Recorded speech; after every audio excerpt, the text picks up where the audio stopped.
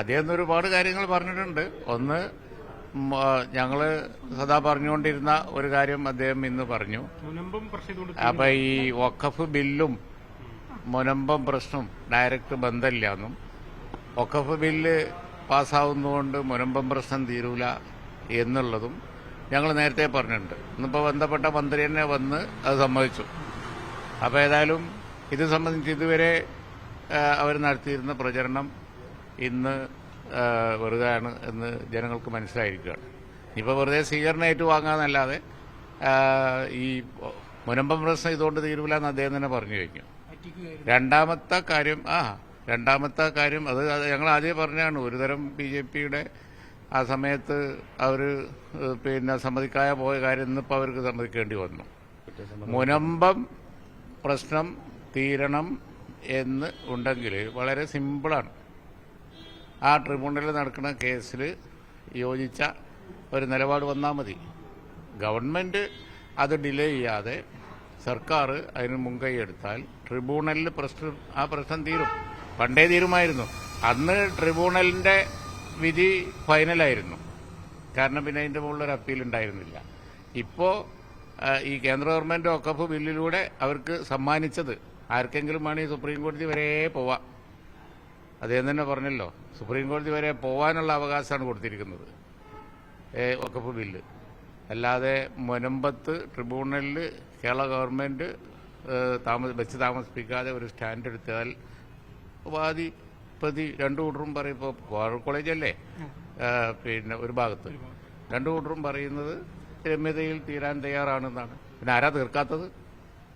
അപ്പൊ നീട്ടി കൊണ്ടുപോയി സർക്കാർ മുൻകൈ എടുത്താൽ ട്രിബ്യൂണലിൽ വെച്ച് തീർക്കാവുന്ന ഒരു പ്രശ്നം വലിച്ചു നീട്ടി നാട് നിങ്ങളെ കൊണ്ടുകിടന്ന് വഖഫ് ബില്ലുമ കൊണ്ടുപോയി കെട്ടി ആർത്ത് ഇരമ്പി ഇങ്ങനെ നടക്കുക, രാഷ്ട്രീയ മുതലെടുപ്പ് നടത്തുക എന്നല്ലാതെ മുനമ്പത്തുള്ള ആളുകളുടെ പ്രശ്നം തീർക്കാൻ വളരെ സിമ്പിളായിട്ട്. അതുകൊണ്ടാണ് ഞങ്ങൾ 10 മിനിറ്റ് കൊണ്ട് തീരുമെന്നൊക്കെ പറഞ്ഞത്. ഈ ട്രിബ്യൂണലിൽ വാദ്യം പതി യോജിക്കുന്നിടത്ത് സർക്കാർ ഒന്ന് മനസ്സ് വെച്ചാൽ മതി. സർക്കാർ വെറുതെ പ്രശ്നം ഉണ്ടാക്കാതിരുന്നാൽ മതി, ഡിലേ ചെയ്യാതിരുന്നാൽ മതി.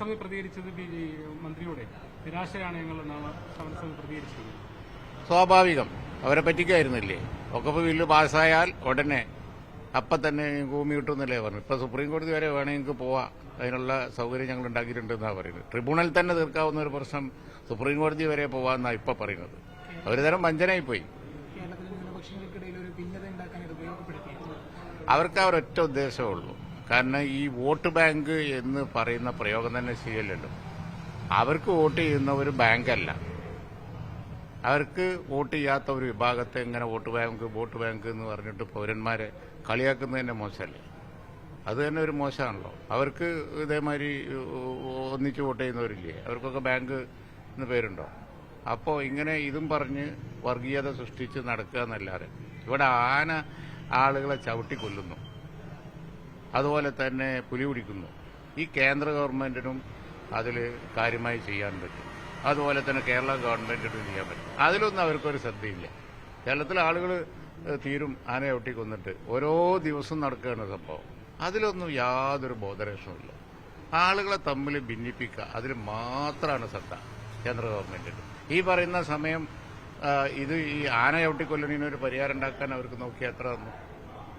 അത് നാടിന് വേണ്ട ഒരു കാര്യം ചെയ്യൂല. ജനവിഭാഗങ്ങളെ തമ്മിൽ ഭിന്നിപ്പിക്കാൻ വേണ്ടി നടക്കുക, വോട്ട് വാങ്ങുക, ആളുകളെ പറ്റിക്കുക.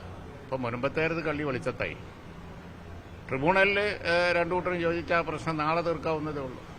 സർക്കാർ ഒന്ന് ഉത്സാഹം കാണിച്ചാൽ മതി, പ്രശ്നം അവിടെ തീരും. ഓക്കെ, എല്ലാവരും രാഷ്ട്രീയ മുതലെടുപ്പ് നടക്കുകയാണ്. കേന്ദ്ര ഗവൺമെന്റും കേരള ഗവൺമെന്റും ഒക്കെ പ്രശ്നം തീരണം എന്ന് ആദ്യം മുതൽ പറഞ്ഞുകൊണ്ടിരുന്നത് ഞങ്ങളാണ്. സാദിഖ് അലി ശിഹാബ് തങ്ങൾ പോയി ബിഷപ്പ്മാരെ കണ്ട് സംസാരിച്ച് അന്ന് തീർക്കാമായിരുന്നു പ്രശ്നം. അന്ന് തീർത്താൽ ട്രിബ്യൂണലിൽ വെച്ച് തീർന്നിരുന്നെങ്കിൽ അതിനന്ന് അപ്പീലുണ്ടായിരുന്നില്ല. ഇപ്പൊ ഇനി ആർക്കെങ്കിലും പോവാം. അതാണ് വഖഫ് ബില്ല് ഉണ്ടാക്കിയ ഗുണം.